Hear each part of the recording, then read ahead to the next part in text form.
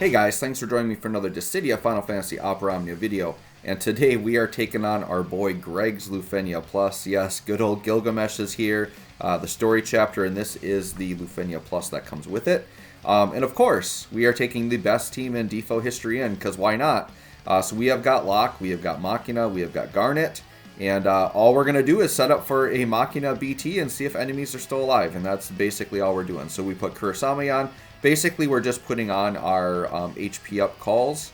Locke is going to do his BT here. And this is going to give us defense ignore, so if they try to get tanky at the end, we'll still be doing a lot of damage. And we'll just try to melt these guys like butter. Now, the orb on here, too.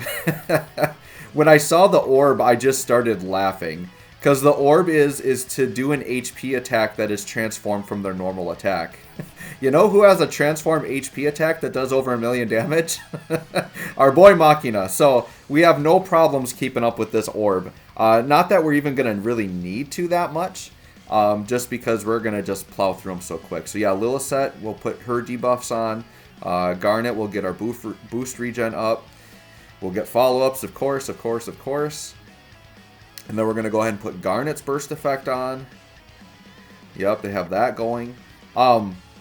The orb, though, like, they did make it semi-challenging because it's got, like, a very low cap on it. I think it only caps out at 5. So you have to be fairly consistently putting on the alternate HP attacks, which obviously they're building that for Gilgamesh because he's got all the different swords that he can pick up and, like, the random HP attacks that he does. But, like, there's a lot of characters in the game that have alternate HP attacks. So this isn't a very hard orb to deal with, I think. So this should be good for a lot of players. So we're going to set up Machina now. So we're going to get our Spiral's linchpin on. Yep.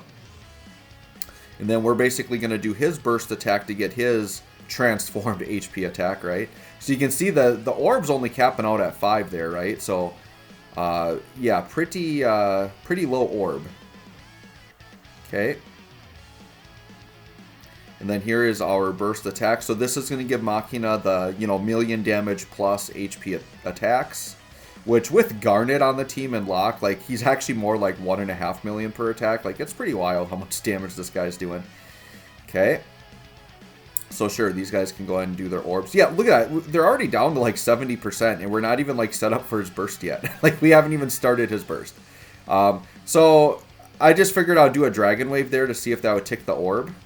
And it looks like it does, because that's a transform HP attack, right? Because when you tick the orb, it goes up to 4, because I think it like goes up and then subtracts 1 right away. So it's weird. So yeah, with Locke here, I think, I don't know, should I just do a Sneak Slash? Yeah, let's do a Sneak Slash and see if we can get a Genji Glove off. Or get a Master Scroll off. Oh, well, he's not going to get another turn, that's fine. So yeah, we'll go in the burst phase here. We got to put, yeah, so of course we're doing the launch version here. So we got Sid Rain's call. So sure, we're going to combine launches with this and just do like a ridiculous burst phase. And they're probably going to be near dead.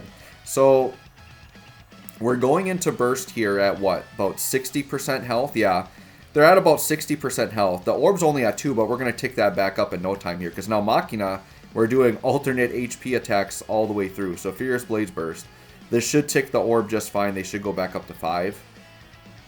And let's see how much damage we're doing here per shot. Okay, and we're getting the launch with it.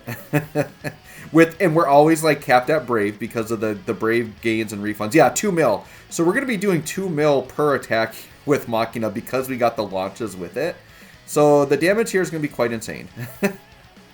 Dude, like literally, I'm going to be able to ride this Machina all the way till... Because he doesn't get a C90 for quite a while. I don't think a C90 is coming till like July or maybe August for us. But I don't see why I can't just ride this team all the way until then. We'll see. We'll see. But, like, this Machina, he's kind of like Bart's, where, like, ever since he got his, like, original BT, like, he was usable all the way up until, like, his next upgrade. So I feel like that's what Machina is going to be like. He's definitely going to have, like, the most longevity out of, like, pretty much all the C80 characters. Other than, like, support characters. I think C80 support characters can do just fine. But, yeah, Machina's... He's not just, like, getting by, like, he's actually, like, dominating. For, like, it's kind of crazy to think in this team of, like, Locke, Garnet, like, 2 of the most busted characters in the game, that my main DPS is actually a C80 character, which is kind of wild to think about. That's just how busted they made him. I've said this before, they almost had to make him that busted just because he was the last C80, right? Because, like, you would hate to have him come out and then just instantly get power crept. So, yeah, they made him quite powerful for what he is. I know since I've been doing these people, a lot of people have been asking about, like, when Machina comes back. They wish they had him, things like that. Like, it's, like, you don't have to have Machina, right? Like, if you literally, like, a good team is Garnet plus any 2 characters. So if you got Garnet, like, you're good to go, right? Locke can carry as well. Like, if you just have either of them, like, just build your best teams. Put your favorite characters on there. You don't need to, like, power through the game like I'm doing here. I'm just someone who doesn't have a lot of time on his hands, but I still want to play all these games and have a YouTube channel. So I'm like, all right, how fast can I get this Lufenia done? Yeah, sure. So we're just finishing up the burst phase, and they're basically dead.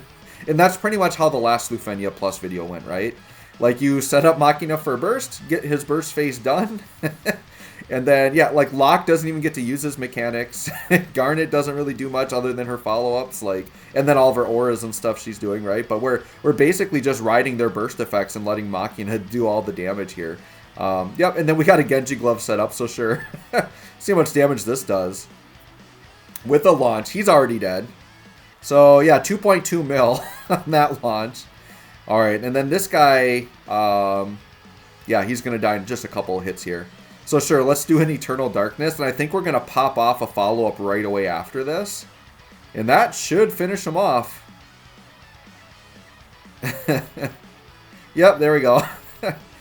Well, there you go, guys. The best team in Dffoo does it again. I think that was, what, like, probably like a 6 or 7 minute Lufenia. I'm used to these Lufenias being like at least 15 minutes, but not with this team. We just power through quite quickly, and there you go. So, anyways, guys, let me know what you think of this team. Thanks for watching. We'll catch y'all on the next one.